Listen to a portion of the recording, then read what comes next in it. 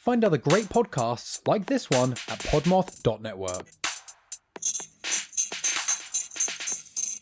Oh, hi! If you're looking for another spooky and funny podcast to add to your rotation, check out Anything Bones, now part of the Podmoth Network. Hey Boneheads, I'm Sophie Schwartz. And I'm Caitlin Hart. And we're the hosts of Anything Bones, the podcast where we talk about bones and bone-related topics. Soph, what are bone-related topics? Thank you for asking, Caitlin. This can be anything from mausoleums to murderers, famous skeletons to cadaver dogs. Bone churches, mummies, serial killers. You'll hear about them all. And sometimes we have guests stop by and tell us their favorite bony tales. Check out Anything Bones on Apple, Spotify, Stitcher, iHeartRadio, or wherever your little heart desires. We release new episodes every Saturday. Bon voyage!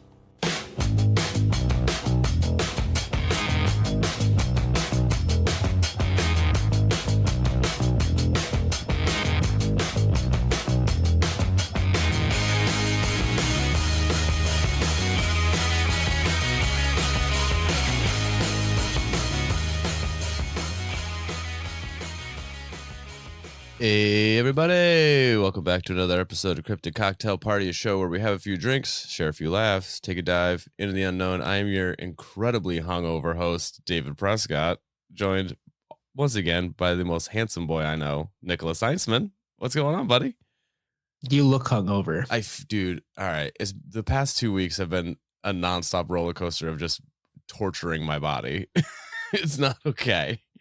Because we went to Vegas last weekend for when we were young, and the desert is a very hostile environment, and I hated being there every second of it. It was so fucking hot, I dude. love Vegas. Oh, dude, fuck Vegas. Everything's way too expensive. It's just hot all the time, and it's a dry heat. Go fuck yourselves with that bullshit. Dry heat sucks because as soon as you try to cool off, like getting water on you, it immediately evaporates. You don't cool down at all.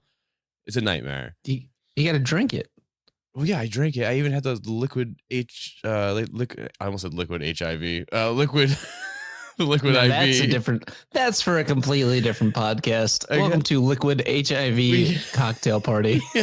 We just had the liquid IV things, and that didn't help at all. It also didn't help that the second day we were in Vegas, I got incredibly sick and was sick the entire time.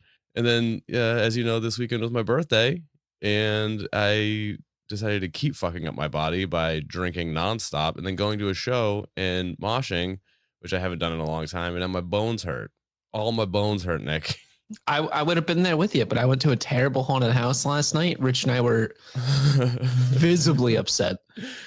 What was so bad about it? The lines were way too long. There was it was just not good. Not good for $45 doll hairs. It just wasn't worth the two attractions that were there. It was an hour away from Rich's house. Yeah, that's a bummer. Top ranked in New Jersey, my ass. Top ranked in New Jersey, and I would have just went to Six Flags if I knew that was the case. Like, it was fun while I was walking around, but at least Six Flags, like, you spend $60, you get the roller coasters, you get the gabagool running around with a chainsaw. Sorry, I had to rehydrate. I'm fucking dying. Well, I'm sorry I had a bummer haunted house. There's nothing more of a bummer than a shitty haunted house. Like, yeah, I love that stuff. I live for haunted houses. Well, like, especially like if there's a long line to get in, you can kind of like hear the haunt going on, and then you're like, well, now I kind of know what to expect before I even get in there. You know what I mean? See, like, that's the crazy part is we didn't hear a goddamn thing. Really? It just sucked no matter what. It's just all bad. Well, I'm sorry, man. That sucks. But hey, you know what'll cheer you up? Cryptids. I don't know if I'd consider this a cryptid. We'll figure it out. But it's just, I'm sure you're gonna love this story. I think. I always do. Do you? I always do. All right. So you want to just dive right into this? Are you familiar with the terrible flying jelly bags of Sweden? I'm gonna go by your face. I'm going to have to, tell everyone that's not seeing my facial reaction to this, that it's going to be a big fat no. Okay. David? No. Big fat no. I didn't think you would be familiar with it. All right. And you said jelly bags? Oh, yeah.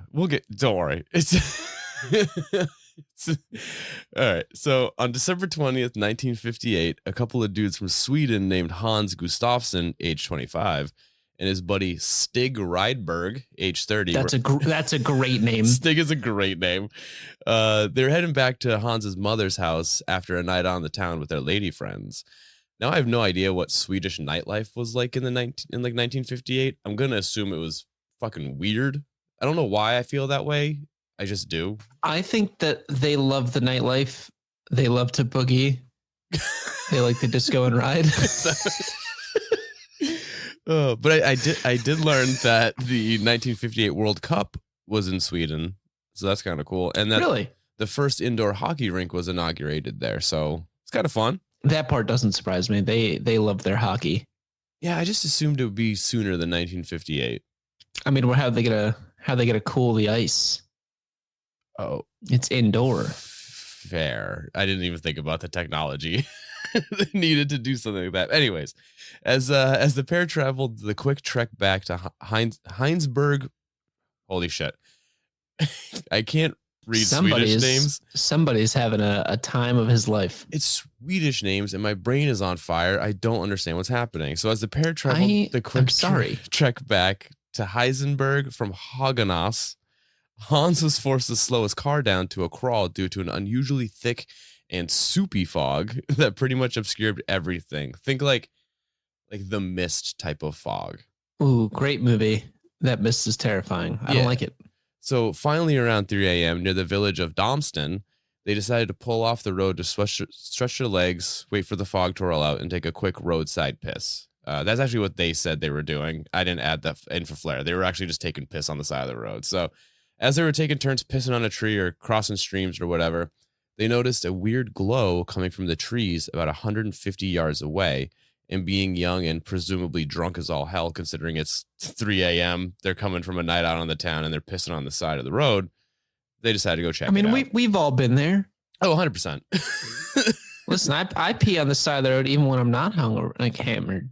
Oh, yeah. I pee on the side of the road all the time. I did it in the middle of the desert because I could not hold it. And then there was a cow. First off, you really weren't in the middle of the desert. You were in Vegas.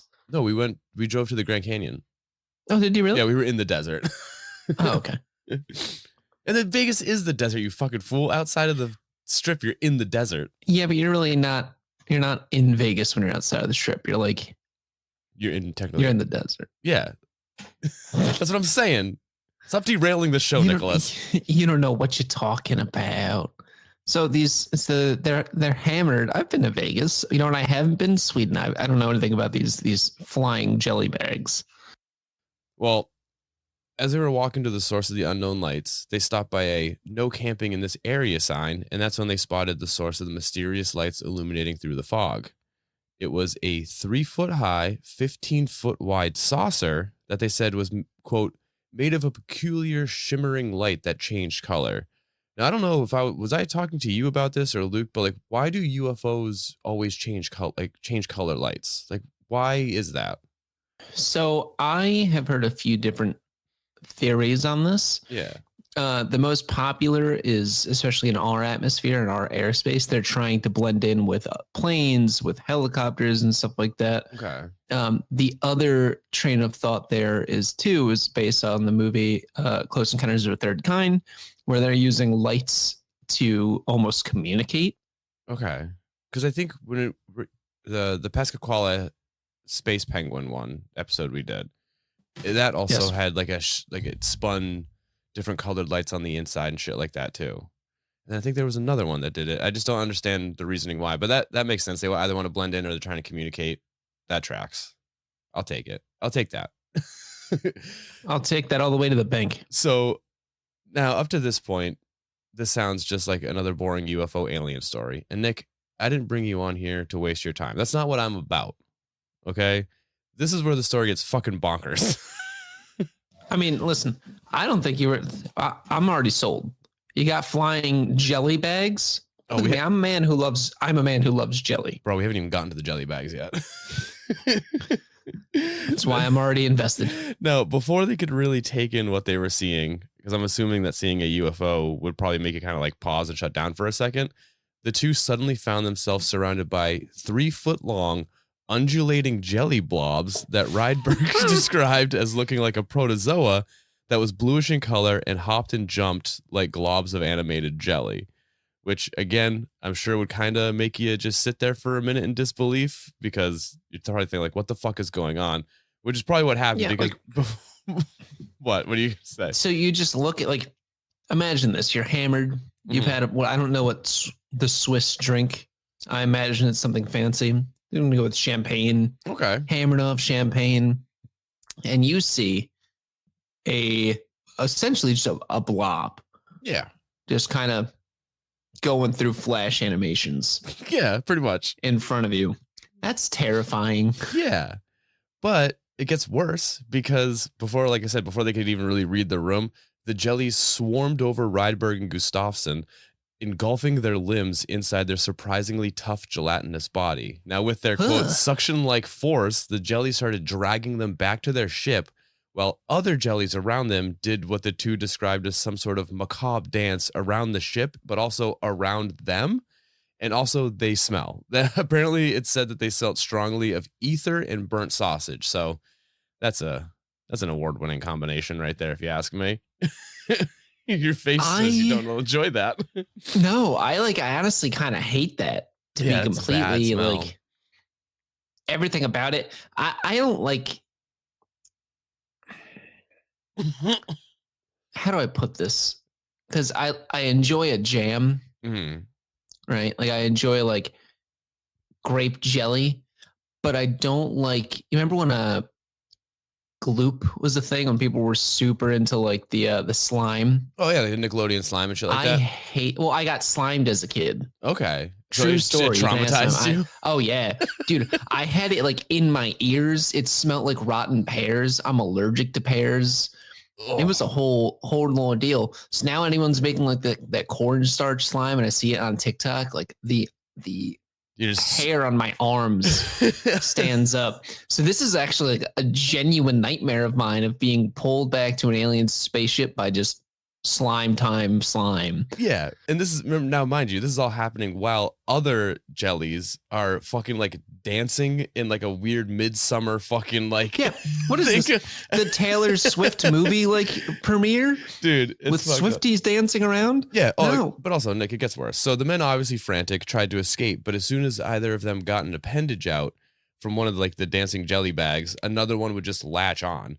Rydberg even tried punching one, which is probably the worst idea because he just ended up getting enveloped up to his elbow in jelly. Now, finally, Rydberg was able to get free and made a mad dash for the car. Looking back over his shoulder, he can see that Gustafsson wasn't so lucky, which, I mean, I get it.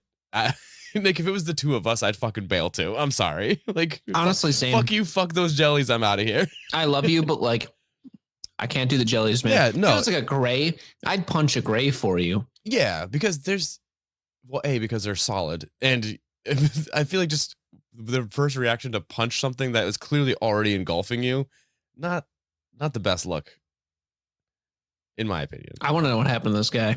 Oh, well, Gustafsson could only watch.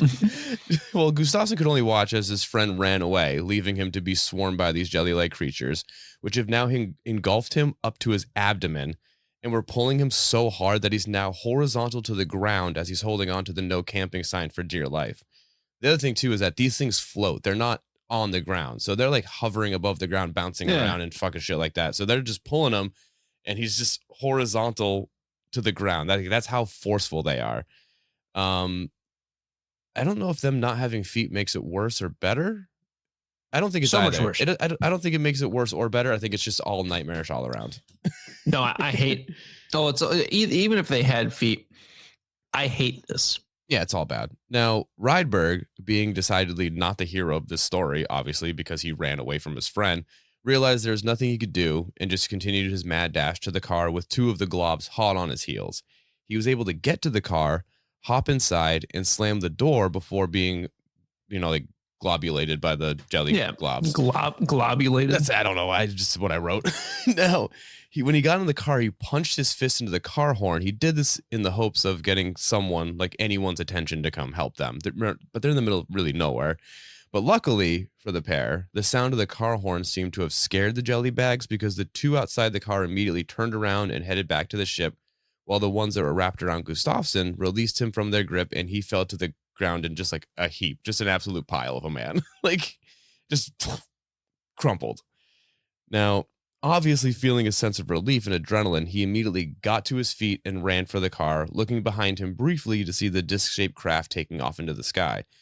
The two men, now safely in the car, they just sat there in silence, obviously, tears streaming down their face, the scent of burnt sausage lingering in the air.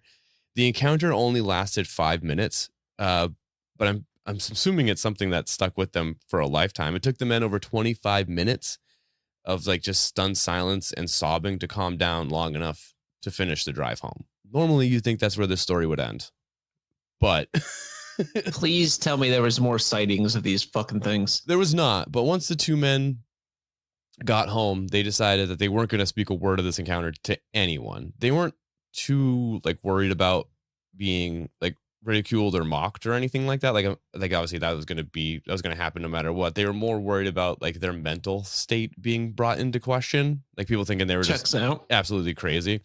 So for 3 days they just kept quiet. Rydberg was unable to sleep for those 3 days, and both him and Gustafsson were clearly suffering from anxiety, depression, just full on like PTSD from the encounter. But it wasn't just the mental health that plagued them. They also obviously had physical injuries, bruises, scrapes, bloodshot eyes. I'm assuming from crying, and the ether smell probably didn't help that. And those injuries didn't go unnoticed. Both Hans's mom and brother noticed the change in both his and his friend's behavior, as well as the injuries. So Hans decided it was time to come clean. And him and Stig ended up telling Hans's mom about the experience over breakfast. Here's how his mom described her reaction to being told the story. Quote, "I burst out laughing." But like, what do you honestly though? What do you expect is gonna happen? Yeah. Right? Like, I know for a fact if I told either of my parents that, Angela would laugh her ass off at me. Oh yeah, And for Paul sure. just wouldn't. I don't think he'd even have a reaction. Like, sure, Nick, that sucks. It's a bummer, And then man. he'd go about his day. Well, yeah, but I mean, what are you gonna do? Be like, do you want me to go find the aliens for you? Like, what do you? I mean, I guess maybe console them, but yeah. So basically, he told his mom, and then just like his worst fear came true. She just laughed at him. His brother laughed at him. But it wasn't long after the group realized that this wasn't just some made up story, but an actual event that happened to these two young men that left them pretty shaken to their core. So Hans's mom did what any good mother would do to try and help get her son the help, that he needs. So she contacted the largest newspaper in Sweden and told her son's story to them. Because what could go wrong? Well, no one really knows why she decided to go to the press to tell her son's story, which I'm almost 100% certain that she did without his knowledge. I don't think he knew. Oh, no, he didn't know in the slightest bit. Yeah. He had no fucking idea. No. So some say she legit thought it would help maybe someone to see it and he'd be able to get like a mental evaluation, or like someone could come and try and research it. Others say it was to drum up business for their dry cleaning business that she ran, that her son and Stig, I believe, also worked at. Either way, nothing good came from Well, it. yeah, because why would you want to go to the dry cleaners that gets attacked by slime? True, and I bet that shit stains your clothes. Oh, absolutely. It stains, probably destroys it, like Yeah. texture-wise. I can't imagine it'd be wearable after that. I would burn it It's immediately. it's not what you need. Oh, yeah. I'd burn myself afterwards. I don't give a fuck. I don't fuck with slime. I just don't. It's all over. Now, the two quickly became very well known in Sweden, and in January of 1959, they were called into Helsingborg police station for an interview that quickly became what boiled down to an 11-hour interrogation. Officially, the interview was to satisfy the military and their concerns about unknown technologies infiltrating their airspace, but in reality, they were just trying to get them to confess that it was all a hoax, that none of it actually happened. But Right. the boys kept to their story. The cops even wired the room to try and catch them talking about the quote-unquote hoax when they thought they were alone. But they stuck with the story. They never changed it once. So after the brutal interrogation and a whole slew of physical and psychological tests, which lasted almost a week, the men were officially deemed physically and mentally fit. But that didn't matter because officially the Swedish military still deemed it a hoax and totally just shit on these dudes. So yeah, but there you have it. That is the story of the terrible flying jelly bags, aka the Domsten Blobs. Now, Nick, I'm gonna ask how you're feeling about this, but I can already guess that you fucking hate it. But I like this. I hate it. I genuinely, Dave, I cannot wait to not think about this anymore. So I love aliens, right? Yeah. I like hearing about alien encounters. I like hearing about as fucking as I like hearing abduction cases. yeah, I think there's something to be learned there, right? There's a lot of cool shit that's going on.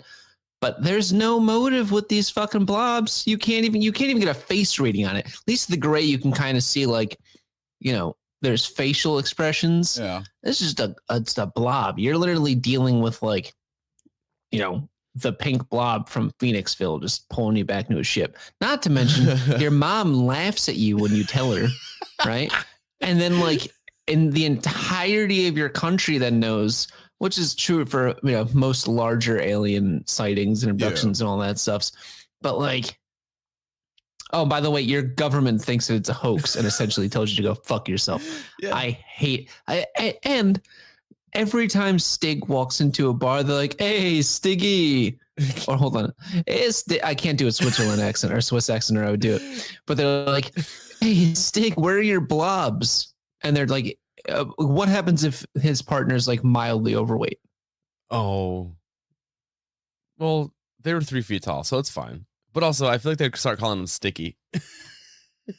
Oh yeah, it went from Stig to Sticky. There's no way it didn't. But yeah, dude, imagine like you're holding on to this for 3 days, and your biggest fear is people thinking you're crazy and that people are gonna laugh at you. And as soon as you come out to your mom and brother, their first reaction is to just fucking laugh at you. And then put your shit on blast in the largest newspaper in Sweden. That is such a dick move. Like, yeah, you're not. That would be like if you told me you had an encounter in confidence, and then I laughed at you, and then called the New York Times. Like, yeah, I feel like that's just not okay. But yeah, Nick, there you have it. That's the Swedish meatball story. Swedish jelly bags. I'm gonna go cry myself to sleep. If now. IKEA does not have a line of bean bags, and they're not called the jelly bags, Swedish jelly bag, it's a missed opportunity. But you know what? I guarantee that not a lot of Swiss people even know about this. True. It would have to be filled with like Orbeez or something like that. It'd have to be like weird. It could just be a bean bag. I mean, it could just be a bean bag, or you can just make it out of that slime. No, I'd hate that. If it busted open, that shit would make a mess everywhere. Well, no, you put the slime in the core, and then you get like a really thick, like, but malleable rubber to go around it. And then you have, I think it'd be all right. All right, we'll look into this. We'll No, we won't. No. Nick, we don't need to look into this. I feel like the last 2 times you've come on, I've just absolutely bummed you out. Like the one before this was fine. It's I genuine, like, you can ask my mom. I have a texture thing. So you're saying that the Menegal, you would take that over? Yeah. Any day? Any day. Really?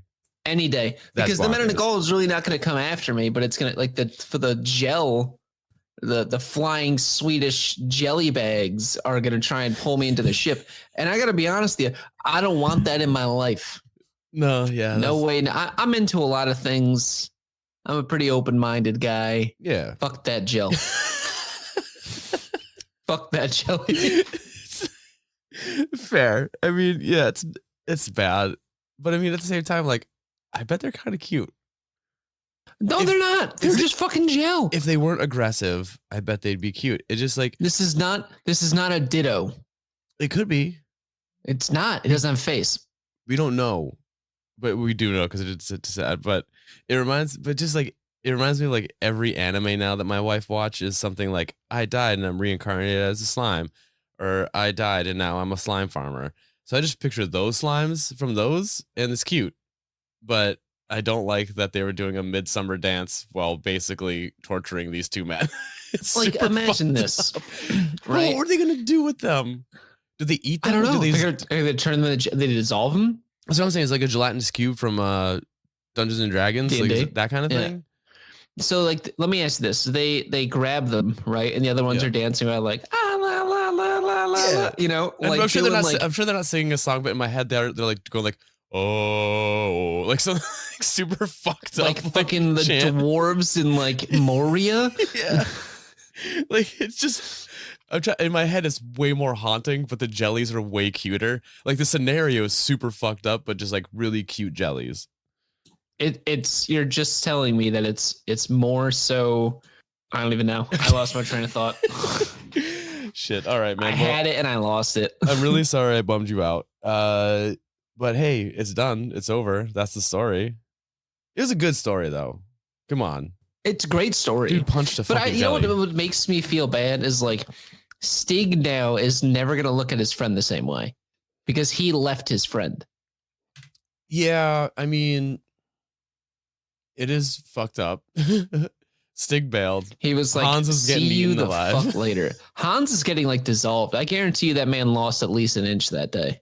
But yeah, but again, at the same time, Nick, I'm sorry, but if you were getting eaten by a jelly bag, I'm fucking out. I'm dipping, man. I'm out. Oh, dude, same. Listen, I'll take care of the dogs. I'll go over for tea with Allie every day, but like, fuck that gel. Yeah, no, I get it. And honestly, at that point, fuck you. Fuck you too. Fuck you. Fuck these jellies. I'm out of here. Suck my dick. I'm out. All right, Nick. Deuces. Tell the people what you got going on. If you want to plug your stuff. I know you got some shit going on. Yeah, so our website is finally up. We have some watches for sale. We have some YouTube content out. Hell yeah. Yeah, I checked out your YouTube channel. One of those fucking videos already got like 200-something thousand views or some shit like that. Yeah, It's wild. it jumped up really quick. Yeah. You know, things are going good. So give us a follow at Unlimited Time on YouTube. Follow me on Instagram at neovintage.nick or unlimitedtime.lsc, and you can see ridiculously niche watch memes. But it's super funny to people who like watch memes. Speaking of, you know who I found out is becoming a watchmaker? Watchmaker? Well, he like he repairs watches. Mutual friend, I have no idea. Tucker. Really? That seems like a Yeah. Tucker job. I could see Tucker doing that. We've been talking about it for a few weeks. He's been buying little pieces of machinery. So Tucker, thank you for keeping it alive. Hell yeah, Tuck. Keep up the good work, buddy. Keep it on ticking. All right. Tick Tuck. This should be his. If he does opens a shop that's like a watch repair. Ooh, It's that's a pretty great. good. It's a great one. I'm gonna copyright it and then sell it to him, so that way I get a little cut of that. Anyways, follow us on Instagram at Cryptid Cocktail, Twitter Cryptid Cocktail. Follow us on TikTok at Cryptid Cocktail Party, and I think that's everything I got to plug. Nicholas. Yes. I was gonna say, do you want to say bye to everyone? Goodbye.